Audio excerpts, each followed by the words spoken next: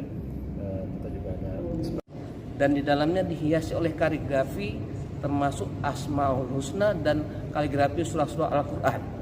Nah, masjid ini sebagaimana biasa kalau bulan Ramadan diisi oleh pengajian penuh mulai Senin dan sampai Jumat.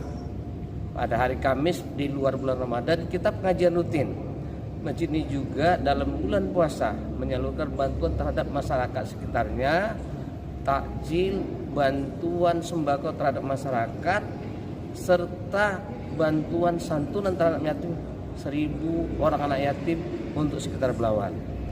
Masjid ini sendiri kita harapkan memberikan manfaat terhadap masyarakat yang memiliki ciri khas khusus, dibedakan dengan masjid lain khususnya Sumatera Utara dan menjadi ikon untuk kota Belawan khususnya.